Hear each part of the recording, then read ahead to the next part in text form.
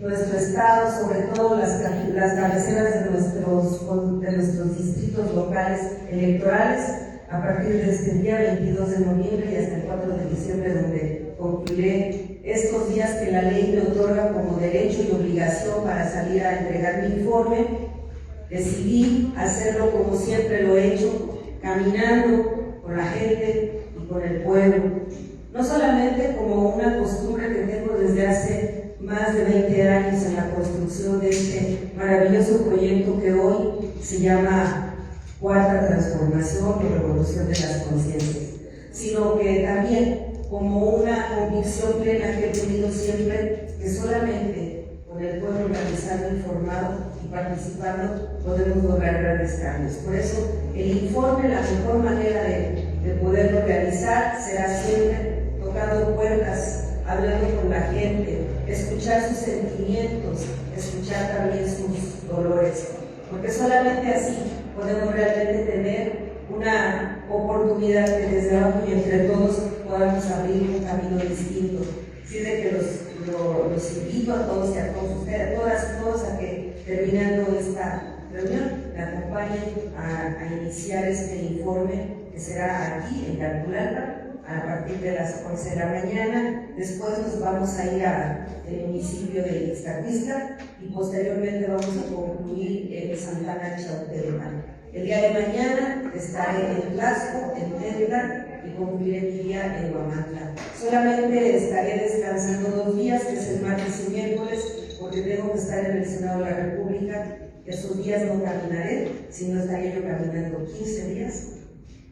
Y bueno, pues hoy para mí es muy importante además iniciar esta caminata bajo un llamado que nos ha hecho nuestra presidenta Claudia Sheinbaum, con quien tuvimos la suerte, la oportunidad y la fortuna de compartir el pasado 20 de noviembre por la tarde una reunión donde fuimos convocadas y convocados todos los legisladores que en este momento somos parte del Congreso de la Unión. Nos ha pedido nuestra presidenta que salgamos al territorio, que no olvidemos a la gente, que hablemos con los ciudadanos, que escuchemos a nuestros paisanos y que no olvidemos nunca de dónde salimos. Que nunca olvidemos que lo más importante de este proceso de transformación en México es estar cerca del pueblo, informando a la gente, sobre todo después de estos últimos días que han sido muy duros para nuestro movimiento y para nuestra presidenta, pues ha tenido una agresión mediática sin precedentes en contra no solamente del movimiento de la Cuarta Transformación, sino directamente y de una manera vil, majadera, extremadamente misógina en contra de nuestra presidenta. Así es de que por eso vamos a retomar, además yo siempre lo he hecho, imagínense, llego a este informe después de haber realizado junto con quienes me han acompañado siempre, coordinando en los distritos, en el distrito 1, a Leonardo Meléndez, que me ha acompañado mucho durante prácticamente casi 20 años, igual que mi compañero Juan de León, que me acompaña coordinando en el distrito 2, y Yolanda Meléndez Peñaflor, que me ha acompañado siempre coordinando en el distrito 3. De todo este equipo que ustedes ven, y muchos que no están aquí, hemos realizado más de 1000 asambleas informativas.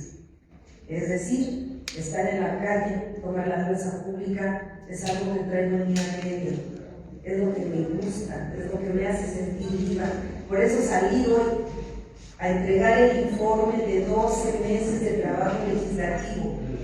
Es para mí una de las más grandes satisfacciones, porque este informe que hoy voy a rendir ante ustedes, ayer pedí que me mandaran un resumen de lo que hemos logrado de manera muy simple.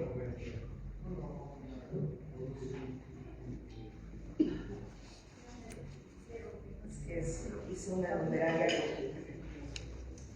¿Qué es lo que nosotros hemos hecho durante este año?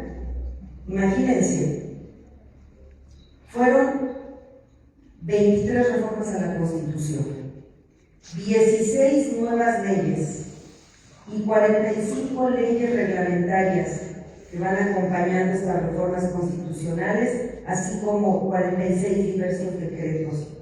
Es para nosotros muy importante que ustedes sepan que hemos en total de este año hecho 130 reformas, reglamentos y decretos, en un año que ha sido de los más productivos de la historia, porque estas 23 reformas constitucionales son históricas. La primera, la reforma al Poder Judicial, que nosotros ya hemos visto el resultado, que hace unos días diera la Suprema Corte de Justicia negando que se sigan amparando para no pagar impuestos en nuestro país, como una de las más grandes resoluciones emblemáticas contra el neoliberalismo y los privilegios que durante muchos años se tuvo para una minoría desde las altas esferas de uno de los poderes de México, que es el Poder Judicial. El segundo, la gran reforma del artículo segundo constitucional, que reconoce por primera vez en 500 años a los pueblos y comunidades indígenas como entes que tienen derechos reconocidos en la Constitución, que son además dueños de su territorio, que obliga consultas populares para que el territorio de comunidades y pueblos indígenas pueda ser utilizado y que les reconoce por primera vez el derecho a tener un desarrollo pleno con sus usos y costumbres, otorgándoles presupuesto directo. Estas reformas, además, consolidan derechos para la clase trabajadora.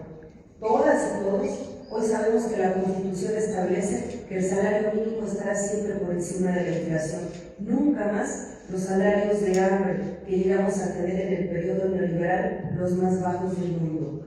Hoy además tenemos la garantía de que en México se están recuperando empresas nacionales para nuestro desarrollo y crecimiento. Recuperamos los ferrocarriles nacionales, recuperamos Pemex, Comisión Federal de Electricidad, y las volvimos a considerar en la Constitución empresas públicas. Estas serán parte del detonante de la economía de nuestro país, pero no solo eso, sino que también hemos avanzado y hemos profundizado el humanismo mexicano al considerar en la Constitución cosas fundamentales como que el maíz nativo debe y será en México intocado por intereses monopólicos que pretendan modificar su genoma a través de modificaciones genéticas. Esto le asegura a México tener en el maíz un patrimonio alimentario, cultural y base de nuestra soberanía nacional y alimentaria, libre de intereses transnacionales. Hoy el maíz es la semilla que más se siembra en el mundo y es una de las fuentes de riqueza más grande de muchos monopolios que lucran transnacionales con una riqueza que le pertenece a México. Es uno de los grandes íconos que pasaron a la historia. En la defensa del maíz se defiende la vida y la historia de nuestro pueblo. En esa semilla tan pequeña se concentran 10.000 años de evolución, de padres a hijos, de generación en generación, que nos ha hecho ser lo que somos. El maíz es más de lo que vemos y que pocas veces apreciamos. Es nuestra sangre, es nuestros huesos, es lo que fuimos, es lo que somos y es lo que seremos. Si no hubiéramos defendido el maíz, ahí se hubiera terminado la conquista, porque prácticamente nos habrían arrebatado todo. Con estas reformas, nosotros también transitamos a un mejor estadio para los animales con quienes compartimos este mundo, al ser considerados en la Constitución como seres sintientes a quienes también se les han reconocido derechos. Eso es un humanismo mexicano, pero también hemos seguido avanzando en la consolidación de más derechos sociales, que el presupuesto se siga democratizando, que las desigualdades en el presupuesto se empiecen a reflejar en esa filosofía que Morena siempre ha manifestado, que por el bien de todos, primero los pobres. Hoy sabemos que gracias a este presupuesto que amplía derechos, las mujeres a partir de los 60 años van a cobrar la mitad de su pensión. A los 65 cobrarán la pensión completa. Y también estamos consolidando que los niños y niñas de todas las secundarias de México tengan acceso a becas y que el próximo año se amplíe a las primarias públicas de México. Estamos construyendo desde abajo, entre todos y con todas estas reformas y leyes reglamentarias, un mejor país para todas y todos. Sabemos que uno de los grandes flagelos es la inseguridad.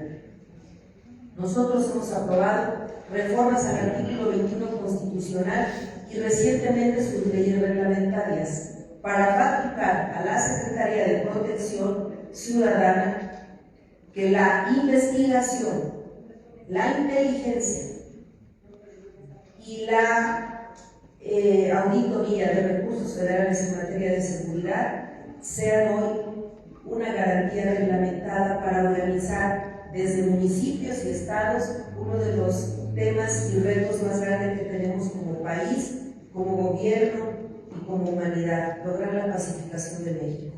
Con estas nuevas características que tiene la Secretaría de Seguridad Ciudadana, estas nuevas facultades de investigación y de inteligencia, nos estamos dotando de elementos y herramientas que no se tenían para que la delincuencia organizada tenga un gobierno con facultades que le permita actuar en todos los niveles de gobierno, federal, estatal y municipal. Por eso, para nosotros hoy entregar este informe, en unos minutos estaremos en la calle entregando ciudadanos por ciudadanos, arranca. De manera simbólica yo voy a estar en las cabeceras distritales, pero un ejército de amigos va a salir a caminar casa por casa durante estos 15 días. Muchos amigos se han sumado, muchas organizaciones, muchos colonos, mucha gente que caminará todos los días. El ejército más grande ciudadano de voluntarios va a estar caminando 15 días conmigo, porque los días que yo no pueda caminar, ellos caminarán. Y en los lugares más lejanos, donde quizá no me dé tiempo a mí caminar, estará caminando. Pero no quedará una casa, en un barrio, en una ranchería, en una zona conurbada, donde no llegue un informe de su servidora y un informe de la presidenta Claudia Sheinbaum. Por eso les agradezco mucho que estén aquí, estoy a sus órdenes, muchas gracias y nuevamente bienvenidas y bienvenidos, estoy a sus órdenes. Senadora, usted preside la Comisión de la Defensa Nacional, también hubo una reforma muy importante. A un año, ¿qué efectos ya tendría positivos para la población mexicana? Sí, una de las grandes reformas que nosotros consolidamos fue que la Guardia Nacional hoy tenga una rectoría por parte de la Secretaría de la Defensa Nacional, hacer parte de esta.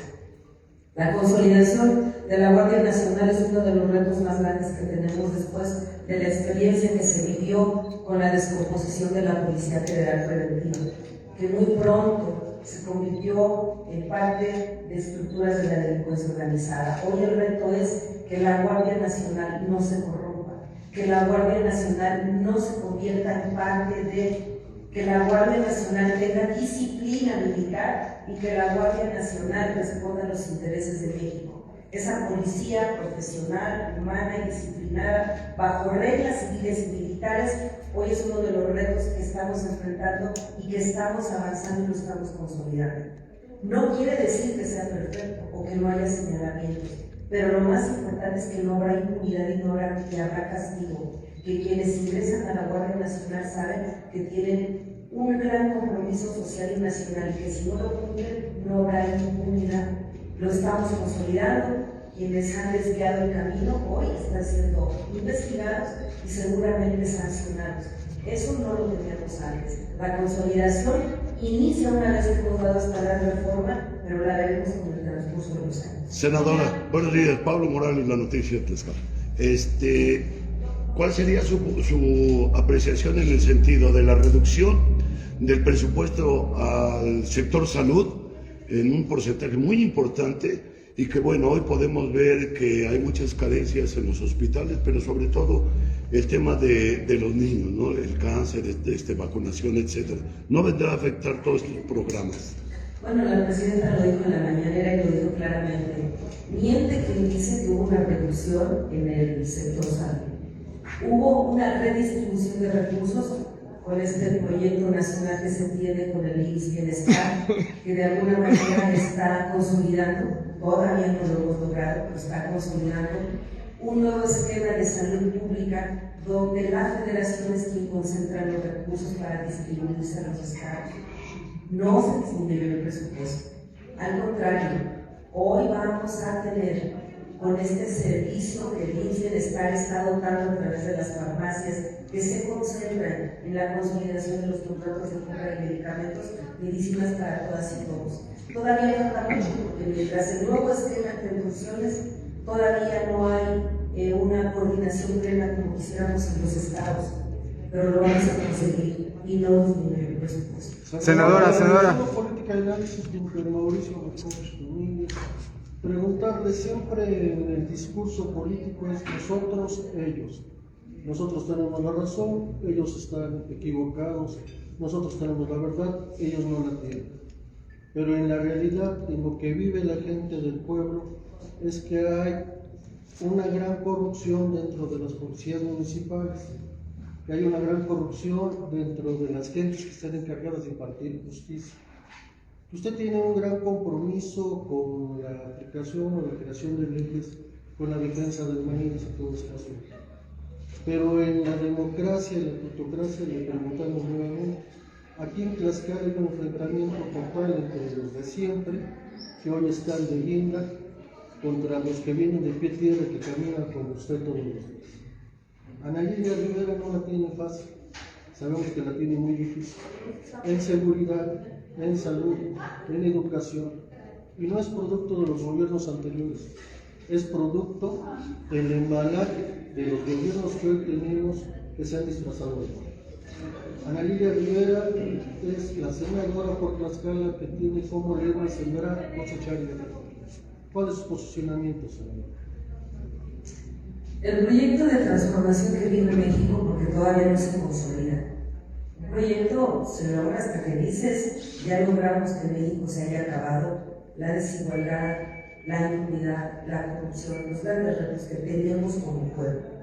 Es un proceso cultural. La revolución de las conciencias no es la alternancia del poder de un partido por otro.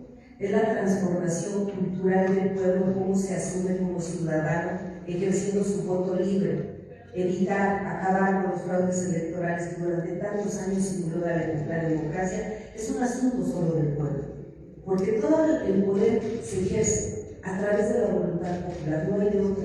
Quien tiene que cambiar es la sociedad, es el pueblo. Este proceso de transformación nunca se dijo que iba a ser rápido y nunca se dijo que iba a ser fácil. El viejo régimen está vivo mientras haya ciudadanos apáticos, mientras haya ciudadanos desinformados, mientras haya ciudadanos resignados, sufridos, modorros, que no saben hacer lo que les toca.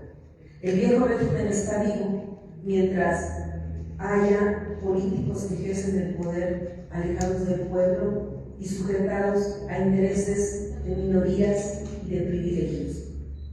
El viejo régimen está vivo mientras haya poderes fácticos que intervienen en las decisiones de un país libre, soberano como lo es México. Por lo tanto, este proceso de transformación está en camino. Y lo más importante en este momento es que quienes estamos dentro del momento, en el espacio que sea, como militantes, como representantes populares, como gobernadores, como presidentes municipales, como diputados, como senadores, entendamos que no importa de dónde venimos, lo que importa es hacia dónde vamos, y que el proyecto de transformación tiene que unirnos, que estén más allá de nuestras individualidades y de nuestras aspiraciones, que México necesita la unidad de quienes estamos en el movimiento. Y en ese sentido, hoy mi llamado, mi clamor es: pongámonos por encima de nuestras diferencias y de nuestros intereses, y miremos el futuro con esperanza porque el pueblo se lo merece. Juntos sigamos construyendo este gran movimiento y no dejemos sola a la presidenta porque nos necesita. Si hubo diferencias, que estas diferencias se consoliden mirando hacia arriba, se desdibujen mirando hacia el pueblo y que nos unan mirando en el futuro que tenemos que construir para mí. No está fácil. Los enemigos, los adversarios no deben estar dentro. Ahí es donde debemos concentrar nuestros esfuerzos en los próximos meses y años. Senadora. Es dificultad mía, Es una dificultad que debe enfrentar todo el proyecto. Senadora, Miguel García de la Agencia Informativa Grafos CTLX. Otras instancias de la 4T han mencionado muchas veces que el maíz ya no es redituable para los campesinos, que nadie se va a hacer rico sembrando maíz. ¿Cuál es la postura de usted, teniendo en cuenta todo el gran trabajo que ha hecho para rescatar este tema?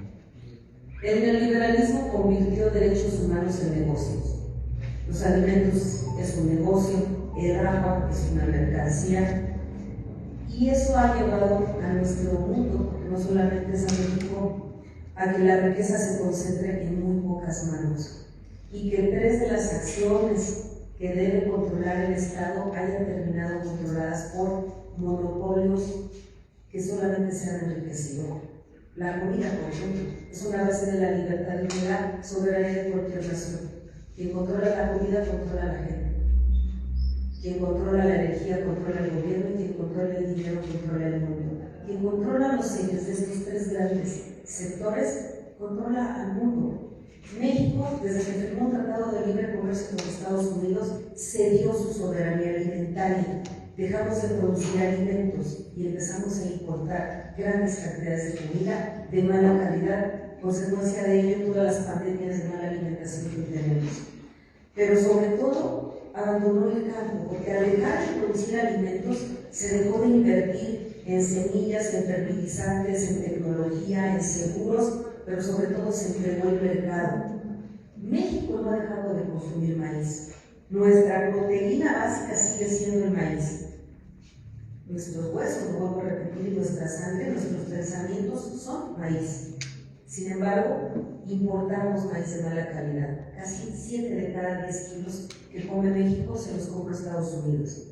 Y los productores nacionales fueron aislados del mercado, fueron llevados a imponerles los precios de sus cosechas en la Bolsa de Valores de Chicago. Hoy están abandonados, siguen trabajando el campo, y quien diga que la producción de maíz ya no es rentable es una persona completamente desinformada de la realidad. Al contrario, se tiene que avanzar. Ahora vamos a tener una revisión, porque no es renegociación, una revisión del Tratado de Libre Comercio el próximo año. Y los productores de grano, sobre todo de maíz, están reclamando que en este tratado se revise, que México pueda tener mejores condiciones de negociación en la importación de granos que nos permita tener también mercado y también tener espacios de ganancia. También estamos viendo que en estos días los campesinos le han pedido al gobierno federal que voltee a ver los temas de comercialización y de producción, y hay mesas de trabajo, se amplió el presupuesto al campo, y esto es algo de lo que nosotros hoy podemos decir: es mentira que no sea rentable la producción de maíz. No solamente es una mercancía, es una garantía de soberanía de nuestro pueblo y un derecho mínimo a tener garantizados derechos humanos. Por eso la presidenta acaba de lanzar el Programa Nacional de Producción de Maíz Nativo. Desafortunadamente no entró en Tlaxcala, sí entraron 5 estados de la República, no nos tocó, pero dentro de este esquema se van a dar tecnología, financiamientos y mercado para todos los productores de maíz nativo. Se está negociando darles mejores precios a los productores de este grano, sobre todo ya en el Bajío, y ahorita se está estableciendo las metas para poder mejorar los precios a los grandes productores de grano, que es Sinaloa. México, nosotros los mexicanos somos maíz. Dejar de producir maíz sería invisibilizarnos ante lo que somos. Tienen que generarse mejores condiciones, sí. El maíz no solamente es un negocio, no solamente es una mercancía, y el gobierno ya está tomando medidas hoy con la doctora Claudia Sheinbaum para mejorar los precios de las semillas nativas, garantizarles mercado y que este logre llegar a la mesa de todos nosotros como un derecho a una alimentación sana. No va a ser fácil. Tenemos un tratado de libre comercio que determina muchas de las cuestiones de comercialización, distribución y compra de semillas, pero ya estamos luchando, y tarde que temprano la lucha de defensa del maíz y de su consumo en México lo vamos a ganar. Senadora, preguntarle ya, ahorita que está en el informe, habló de toda la serie de reformas que va a solucionar. Nada más saber de manera específica, usted como senadora, en estos 2 meses que fue lo que planteó, y que como Tlaxcalteca logró que a nivel de Senado pues fuera tomado en cuenta para aprobar. Claro, pues bien, la reforma constitucional que protege al maíz de modificación genética es resultado de 30 años de lucha. Ustedes saben que soy integrante fundadora de la campaña nacional Sin Maíz No Hay País. Logramos con la Ley General de Alimentación Adecuada y Sostenible, que fue el último decreto de Andrés Manuel López Obrador, una ley de su servidora, que se convirtiera en el gobierno de la doctora Claudia Sheinbaum en este programa de salud en entornos escolares. Para nosotros como tlaxcaltecas, pues es un privilegio que haya sido una tlaxcalteca quien haya elaborado y construido la ley que hoy permite tener una oportunidad de que nuestros hijos cambien su alimentación en las primarias y en los entornos escolares. Imagínense ustedes lo que es tener en México en los primeros niveles mundiales de obesidad infantil y de desnutrición, porque además esa obesidad viene acompañada de desnutrición, no porque tengamos sobrepeso, estamos bien alimentados. Entonces, esta política pública de alimentación sana en entornos escolares es producto de una ley que su servidora impuso. La reforma en la Constitución que protege el maíz es una de las grandes reformas que su servidora impuso. De hecho, ya soy la creadora de su ley reglamentaria, que es la Ley de Fomento y Protección al Maíz Nativo, que ya está en vigor.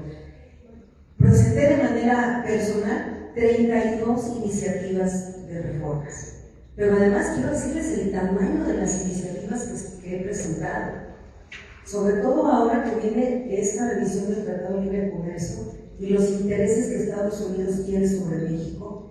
Presenté la iniciativa para que se declare como minerales estratégicos y se les lleve a la nacionalización al silicio y a las tierras raras, que junto con el litio se completa el círculo virtuoso de recursos minerales que tiene México rumbo a la transición energética que va a sacar del mercado a los combustibles fósiles por combustibles renovables. Así es que para nosotros, energías limpias con silicio, tierras raras y el litio es el círculo virtuoso. Esta iniciativa nosotros la presentamos junto con reformas o iniciativas que han sido parte de la agenda personal de su servidora.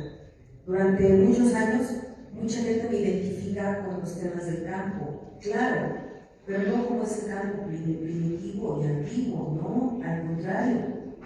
Nosotros estamos impulsando que haya una prohibición tajante de los plaguicidas altamente peligrosos en México, junto con la regulación de los bioinsumos. ¿Qué es esto?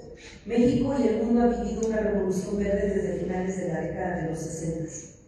¿Estos qué fueron? Sacar los sistemas agrícolas ancestrales que mantenían humedales, suelos y que tenían un complejo sistema armónico con el medio ambiente. Cuando llegan semillas que son controladas con patentes, sobre todo con patentes tecnológicos que les acompañan con plaguicidas que matan las hierbas, las malas hierbas dicen, pero que también matan las plagas, pero que además vienen acompañados de tecnología, de determinados tractores que son necesarios para que se puedan ocupar de estos plaguicidas y estos insumos. Esto hizo que la agricultura sea un grandísimo negocio en unos cuantos, que producir sea carísimo, porque además también quienes producen la maquinaria y producen las semillas y producen estos insumos controlan el mercado, pero también controlan el mercado de las farmacéuticas. Fíjense qué negociazo hay detrás de los plaguicidas. La marca de los plaguicidas más peligrosos del mundo son Bayer. Los medicamentos para ayudar a sobrellevar la vida de enfermos renales, a sobrevivir, tienen la marca de Bayer. Ellos generan las enfermedades y después nos generan los métodos médicos, los insumos médicos para controlar estas enfermedades, no para curarlas. Entonces, ¿qué debemos nosotros cambiar? El modelo agrícola que tenemos en México. ¿Qué debemos impulsar? Ciencia y tecnología. ¿Qué debemos generar? Presupuestos, capacitación. ¿Qué debemos recuperar? Conocimientos ancestrales. Porque hoy el suelo, la tierra y el aire está contaminado por los plaguicidas. De hecho, Hay estudios que demuestran que el calentamiento global que hoy estamos viviendo en gran medida ha emanado de todos estos insumos químicos que se echan sin control a la Tierra y que terminan contaminando la atmósfera y calentando el planeta. No solamente son los plaguicidas en el aire, en la atmósfera, sino que son los plaguicidas en nuestra sangre. Se hizo un estudio por parte del CONACYT para determinar qué tanto glifosato tenemos los seres humanos en nuestra sangre, en nuestro cuerpo. Se hizo un estudio a finales del año de 2023 y determinaron estudio de 1000 niños recién nacidos, 1000 bebés. Los 1000 bebés, su primera orina venía contaminada de glifosato. Se hizo un estudio de la leche materna de estos 1000 niños recién nacidos. Las 1000 madres estaban amamantando a sus hijos con leche contaminada con glifosato. Si nosotros hacemos un estudio sanguíneo en este momento, todos tenemos glifosato en la sangre, porque todos consumimos tortilla de las empresas monopólicas que controlan las tortillerías en México. Maíz transgénico, que viene producido con glifosato que mata la hierba para que solo exista el monocultivo, no la milpa. La milpa es un sistema diverso. Entre más hierbas haya, más comida tenemos. Que el intestino tornil, los hongos, las habas, el frijol, el maíz. El monocultivo es solamente el maíz y no crece nada. Para que haya un monocultivo hay que echar glifosato para matar todo. Sí hay más maíz, pero también bajan los costos en el mercado, solo ganan las empresas y todos perdemos cuando consumimos ese maíz. ¿Qué tenemos que hacer? Prohibir los plaguicidas altamente peligrosos, regular los que no son altamente peligrosos y generar un nuevo modelo agrícola. ¿Con qué? Con bioinsumos. ¿Qué son los bioinsumos? Son elementos biológicos, abonos orgánicos, fertilizantes orgánicos, foliares orgánicos, que nos permitan producir más, recuperar el suelo y acabar con la contaminación, generar un derecho humano a la salud. Yo presenté la iniciativa de prohibición de plaguicidas, regulación de plaguicidas y la generación de legalizar a los bioinsumos. Hoy no hay presupuesto público para orgánicos porque no están en la ley. Tú no podemos competir en el mercado comprando algo que no existe en la ley. No hay recursos públicos por eso, solamente destinados para bioinsumos. Tenemos que abrirlos. Gracias a esto que yo empecé a luchar desde hace muchos años, porque esto lo empecé desde el sexenio pasado y no pasó. Incluso hubo un momento en que me pidieron que me detuviera, porque todo esto mueve la bolsa de valores, los intereses, la inflación aumenta los costos cuando tú amenazas a las empresas que producen alimentos. Entonces detuve esta lucha, pero nuestra presidenta escuchó y ya emitió ella un decreto que se publicó hace un mes, donde ya nombró 35 moléculas de plaguicidas altamente peligrosos prohibidos en México. Pero es una oportunidad administrativa. Acuérdense, un decreto no es ley. En cuanto se vaya la presidenta, el gobierno que llegue anula ese decreto y se vuelven a meter estos agroquímicos al campo, peligrosos. Entonces, yo estoy complementando el decreto de la presidenta con esta ley, que es la prohibición de plaguicidas, su regulación, pero también la generación de bioinsumos. Sacas de la agricultura elementos que hacen daño y metes los que son buenos. Estas dos iniciativas ya están en discusión en comisiones. ¿Qué otra cosa presenté? Que es muy importante, la nueva ley agraria. México tiene muchísimos problemas agrarios, nada más lo busquemos en el estado de Tlaxcala. Hay conflictos de territorios, hay conflictos de ejidales, hay conflictos de tenencia de la tierra, hay conflictos en estos momentos en todo el país que se siguen todavía gestionando y se tienen todavía que resolver con las leyes neoliberales que quedaron vigentes. Tenemos que tocar la ley agraria, ya la presentamos, ya hablé con la secretaria de Sedato, ya hay una comisión de senadores que estamos impulsando la revisión de una nueva ley agraria para México. Y esta es muy importante también. Presenté una nueva ley de aguas. Ahora que vienen estas dos iniciativas que la presidenta ha presentado para que se regulen las concesiones, pues vamos a estar en las discusiones. Dentro de estas 32 iniciativas, porque son muchísimas, les he mencionado las más importantes, ¿no? pero en el informe van a ir completas todas. Senadora. Ya me pasaron cada una, pues son muchas. Senadora, Sí. en cuanto a esto, ha habido casos en cuanto a la agricultura, que hay gente que está extorsionando a sus propios compañeros y el Senado acaba de firmar una ley en materia de extorsión. Sí. ¿Qué nos puede decir de eso? Cuando hablo de seguridad, hablo de 3 reformas muy importantes al artículo 21 de la Constitución, pero ya aprobamos las reglamentarias. Dentro de estas reglamentarias se crea una nueva ley, que es la ley que va a controlar, porque hay que tener un control, investigar y sancionar la extorsión en todas sus modalidades.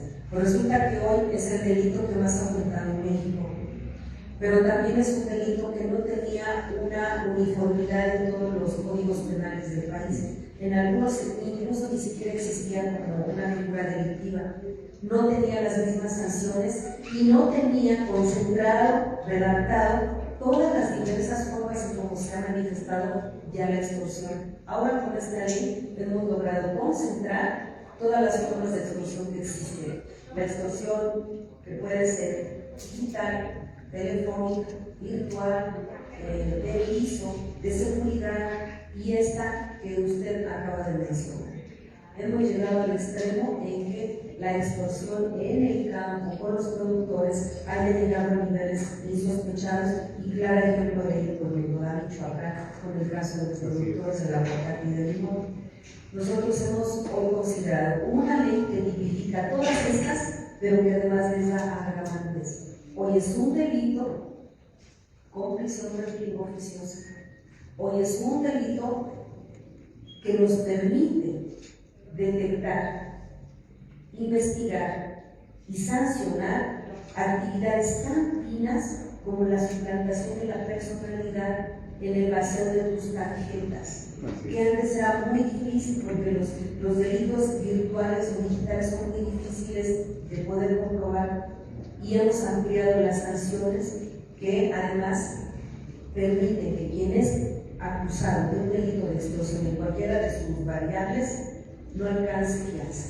Entonces, prisión preventiva oficiosa no alcanza fianza y es catalogado ya como un delito grave en todo el país, con sanciones que superan los 40 años de prisión. Senadora, la generación 3, algo muy breve nada más en números, ¿cuál es el resultado que han tenido las iniciativas? Hay algunas que ya han sido aprobadas o están en proceso, ¿cuántas? Y en su proyecto para las elecciones de 2027, ¿cómo va? Vuelvo a repetir, he presentado 32 iniciativas de manera personal. Entre estas, algunos exhortos, algunos puntos de acuerdo. Me parece que es algo importante también comentar que durante todo el tiempo que llevo en el Senado he estado tratando de reivindicar nuestra historia y nuestros héroes y la grandeza de nuestra riqueza cultural que México ha olvidado de Tlaxcala, ¿no? Entonces, recuerden ustedes que presenté ya un punto de acuerdo para que tenga 2 objetivos. Primero, que Felipe Santiago Xicoteca o Saldaya de Tlamanse sea inscrito con letras de oro en el Senado. Sería el segundo tlaxcalteca, ya tuvimos el primero, que es Xicoteca de Sayacat, sino ahora vamos por Felipe Santiago Xicoteca, pero también he pedido a la Secretaría de Educación Pública que en los libros de texto gratuito, cuando se narra la gran hazaña de los cadetes conocidos como los niños héroes, la defensa de Chapultepec, se considere la narrativa del coronel Felipe Santiago Xicoteca, porque se olvida, se habla mucho de los niños héroes, pero no se habla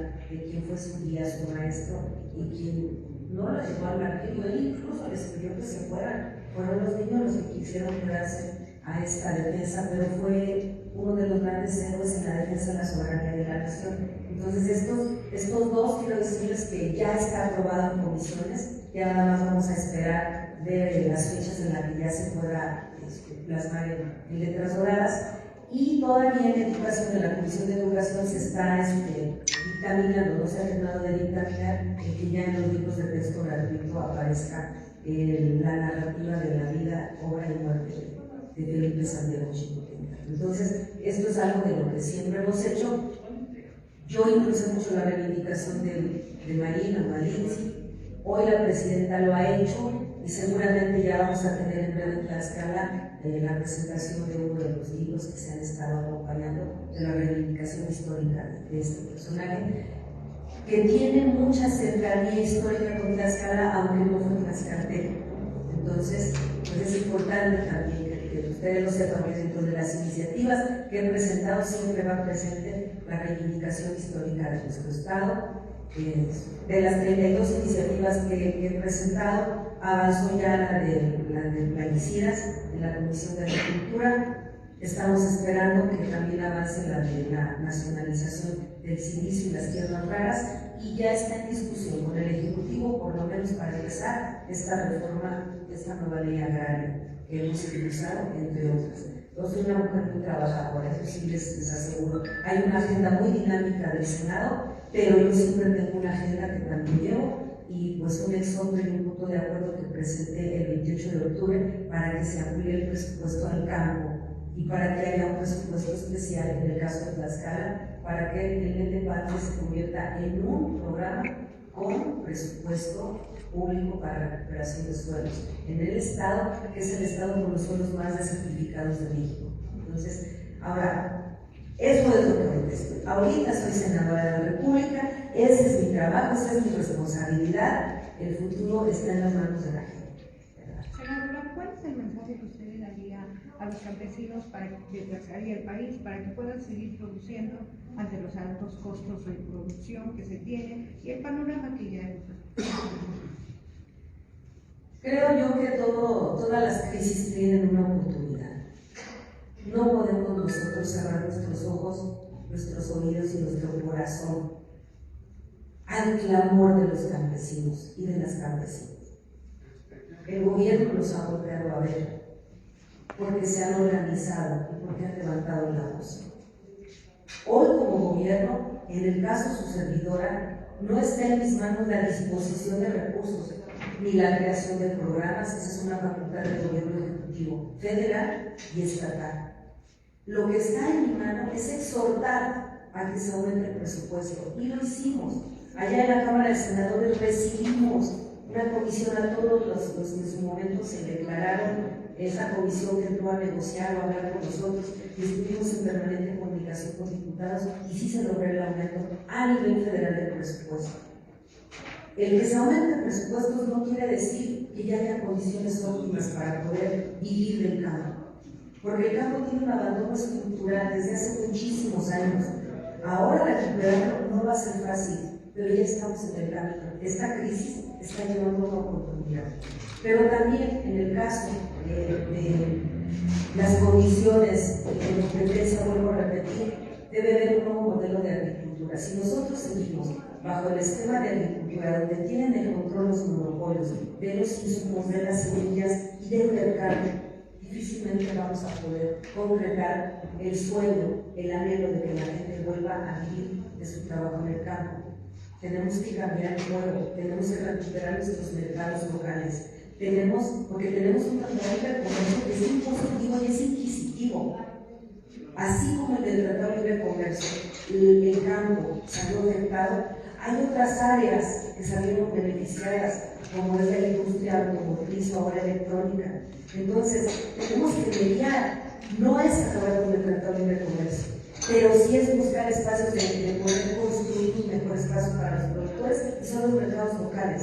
Si nosotros recuperamos lo local, si nosotros producimos de otra forma, sobre todo con los pequeños y medianos, y hacemos un esquema de agricultura diferenciada entre el gran productor y el pequeño productor, garantizándole al pequeño productor semillas, bioinsumos y mercado, como esta iniciativa de estas tortillerías que van a volver a crecer en México, como el maíz nixtamalizado, que es el maíz hervido en cal, que es el que comían nuestros abuelos, no el que comemos de dulce en maceta, que nos lleva a consumir harinas molidas y luego hasta con lotes que no son hervidas con cal, que luego le venden insumos para que aguanten hasta 40 años guardados en almacén. Volver a dar la oportunidad, y es crear un océano azul. Bueno, que haya tortillerías de maíz nativo, que compren maíz de precio justo al productor y que le garantice a las personas alimentación sana. Ese océano azul ya lo está considerando en este nuevo proyecto la presidenta de estas políticas para maíz nativo, producción y consumo. Entonces, esa sería donde debemos voltear. El día de hoy yo sé que hay una gran convocatoria el lunes donde transportistas y campesinos pretenden cerrar carreteras, decirles, sabemos el dolor que hay en el campo y el abandono, el gobierno ha tenido su mano, no es con violencia como se van a ganar la lucha, se logra con el diálogo político. Y lo más importante hoy es que el gobierno está dispuesto a dialogar. Hay mesas, las saber, ha abierto mesas de negociación y de acompañamiento. Las crisis traen una oportunidad y esta oportunidad la vamos a ver florecer pronto. El campo no es el problema, el campo es la solución y el gobierno de Claudia Sheinbaum lo sabe. Vamos a volver al campo, despacio, porque nada se puede reconstruir de la noche a la mañana, y menos un abandono histórico y brutal como fue el abandono del campo. Senadora. Importante acá, 32 iniciativas que seguramente les han dado una confianza extraordinaria. Sin embargo, la gente de Tlaxcala particularmente ha perdido esa confianza, ha perdido esa esperanza. Dijo en su momento López Obrador, la esperanza del pueblo es primero. Y la esperanza de quienes finalmente reciben ese apoyo federal se está reflejando en una armonía para los adultos mayores, para los jóvenes, para las mujeres solteras. La pregunta es, con Ana Rivera, ¿se logra despertar y desarrollar esa esperanza nuevamente en Tlaxcala? Estamos en 2025, momento de decisiones, momento donde usted está expresando que sigue siendo senadora, está mostrándose esa empatía con el pueblo tlaxcalteca, y bueno, ¿se cree? Sí, hace unos días cuando tuve la suerte de escuchar personalmente a la presidenta, en un discurso que no se hace público porque la reunión que tiene con senadores y diputados es una reunión de trabajo y es privada, duró varias horas. Me puse a reflexionar cómo llegamos a este momento y qué difícil es lograr los cambios profundos que México necesita. 29 años de mi vida, ahora sí como dice la canción, lo mejor de mi vida se lograron a esta lucha por la democracia en México. Durante muchos años me tocó sembrar el terreno árido, nervioso de la sociedad. Llegar a hablar de democracia con un pueblo que estaba acostumbrado a una despensa por su voto, por dinero por su voto, a que le ofrecieras algo por participar en una reunión. Yo me acuerdo que llegaba yo y siempre me voy a acordar de esas imágenes y del eslabón más débil que se ha utilizado para los fraudes electorales en el país. El eslabón más débil somos las mujeres. Somos las mujeres las que salimos a invitar a la comadre, a la vecina, a la compañera para que vaya a una reunión. Yo llevaba reuniones de un total de 10, 7 eran mujeres y 3 eran abuelitos. No había jóvenes, pero tampoco había señores, eran mujeres. Si yo iba a una plaza pública o un mitin, la mayoría son mujeres, no son hombres.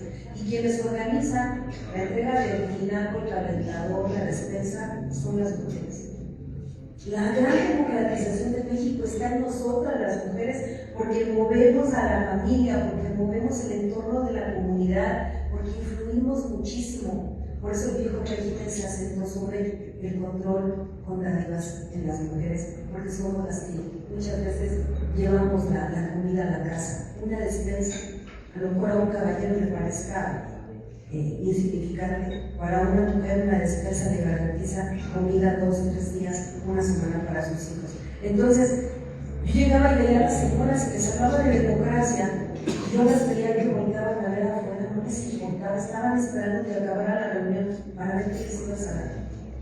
A mí me tocó ese México, donde de veras era bien difícil que la gente se quisiera sumar a Morena.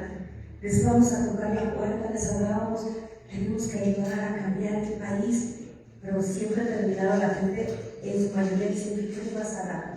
¿Qué le van a dar? Ahora Morena es una planadora que arrastra hasta la basura. Pero el proyecto nacional de Morena no es solo ganar elecciones.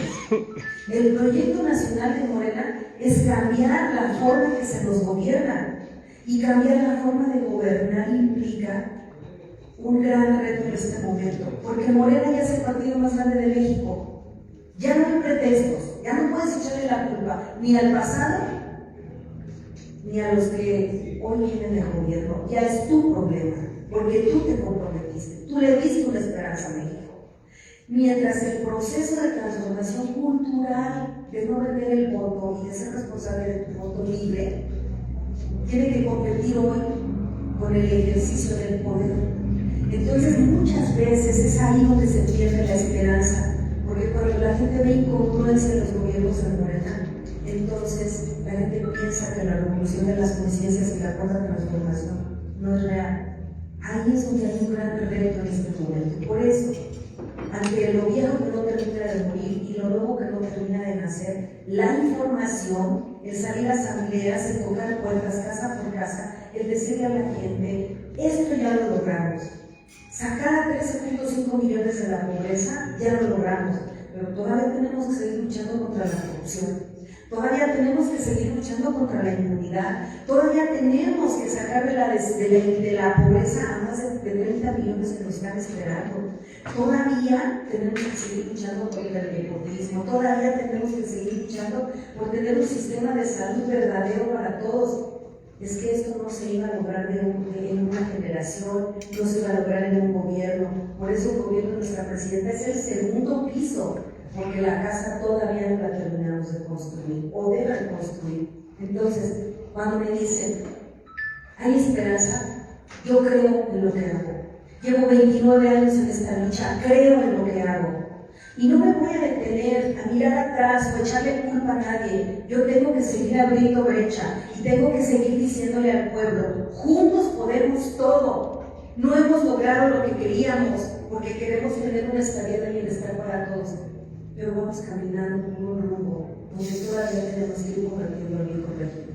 Y el viejo régimen, vuelvo a repetir, no es la clase política solamente que gobierna. Tiene que ser también la transformación del pueblo, que no venda su voto, que nos ayude a construir esa transformación. Entonces, yo creo en esa esperanza, esa es mi fe. No ha sido fácil. He tenido que pagar una gran dosis de humillación, como decía el licenciado Andrés Manuel López Obrador, porque primero era no creo en ti, luego no estás jodida, no tienes que regalar, y después es tú estorbas. Entonces, en esa complejidad, hoy llamo a la unidad. Por encima de todo, la unidad. Por encima de todo, el respaldo de nuestra presidenta. Por encima de todo, seguir construyendo la esperanza. Lo mejor está por venir. Senadora, ¿por qué empezaron a calcular PAN? Y nos preguntan en la transmisión que estamos haciendo, Raúl Rivas, ¿cuándo va a cambiar? Empiezo a calcular PAN porque aquí está mi corazón de niña. Aquí nací, aquí está mi familia, aquí están mis hermanos. Y aquí en la tierra me está esperando mi madre, el más grande amor de mi vida. Regreso a calcular PAN porque aquí está mi raíz personal. Mi amor es todo el pueblo, pero mi raíz personal está en Calpulalpan. Y siempre, siempre, el principio y el fin, como tlaxcalteca y como calpulalpense, va a ser empezar siempre Calpulalpan. Cualquier caminata, aquí la empiezo o aquí la termino. Hoy mi informe lo empiezo aquí, en Calpulalpan, porque es mi tierra.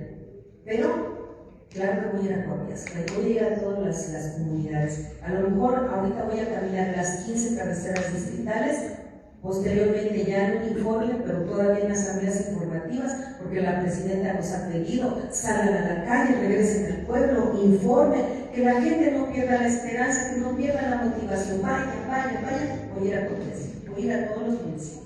Senadora. No voy a descansar ni un día. Bueno, el 24 y el 30 sí, porque ya no va a querer hacer caso, pero todos los demás días, yo en diciembre no voy a descansar, voy a trabajar. Senadora, buenos días, Mari Carmen Sánchez del TVR Tlaxcala. Respecto a la iniciativa iniciativa que ha presentado ya en el Senado, ¿tiene usted el respaldo de otros compañeros senadores con la nacionalización de los elementos de tierras raras? Eso es algo muy importante porque hay empresas extranjeras que vienen, están en Oaxaca, en el estado de Hidalgo, para saber si tiene usted el respaldo de otros compañeros. Son, elementos que están pues en todo lo que ocupamos actualmente, teléfonos celulares, cámaras fotográficas, saber si tiene usted el respaldo de otros senadores. Hay dos iniciativas que tuve el respaldo casi unánime de todos los grupos parlamentarios. Una fue la nacionalización de tierras raras y el silicio, y la otra fue la trazabilidad de la madera que sale de nuestros bosques hasta la transformación de la materia prima. Incluso esta que le estaba yo olvidando, que es la trazabilidad de nuestros bosques y de nuestras zonas maderables, la retomó la Secretaría del Medio Ambiente y la está impulsando ahora Alicia Bárcena. De hecho, ya está trabajando en un proyecto inmediato antes de se consolide como ley. Es importante saber, cuando hay una autorización de tala legal, ya sea por saneamiento o por manejo sustentable, conocer cuántos metros cúbicos de madera se autorizan para su corte, que no corten más de la que se autoriza y dónde termina y en qué aserraderos, porque hoy sabemos que el 70% de madera en los aserraderos es ilegal, viene de la tala ilegal y se blanquea a través de la corrupción, porque no hay trazabilidad.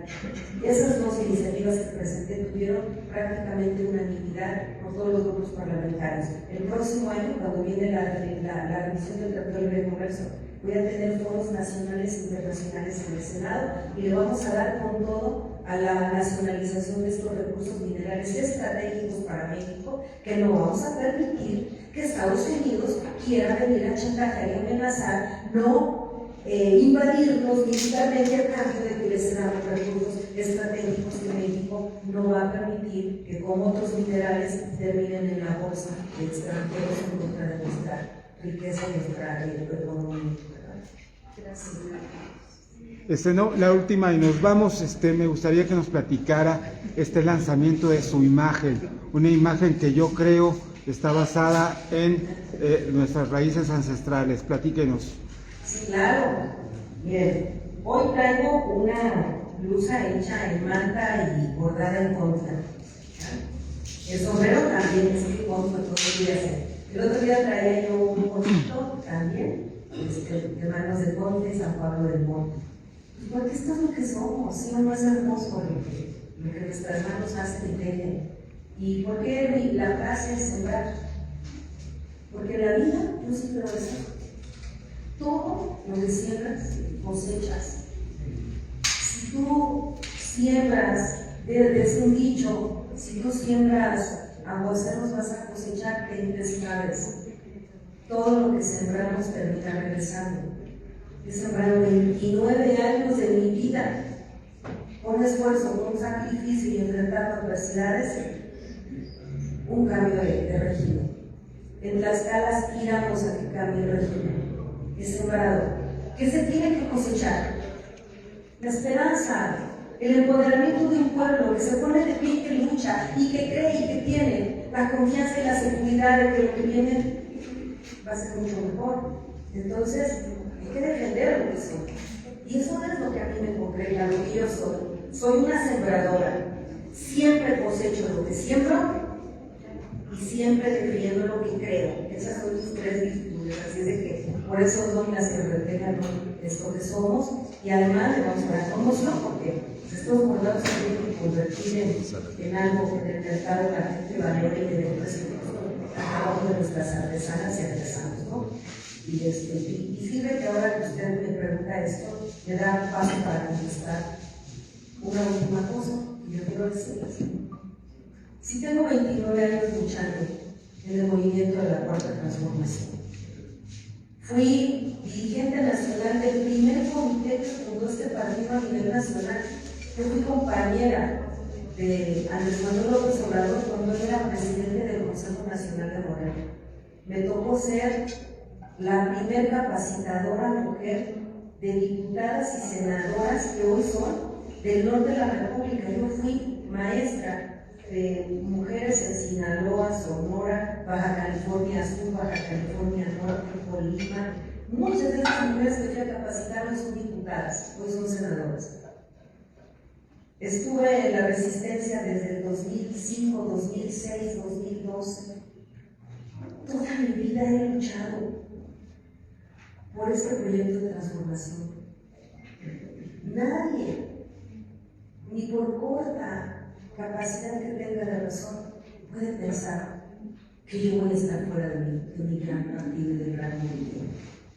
Aquí nací, aquí crecí, lo construí, lo vivo, lo siento, lo vibro, lo creo.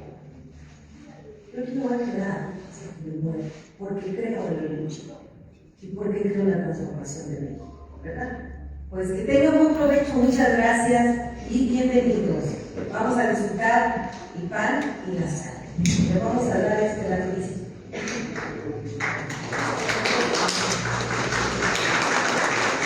Muchas gracias.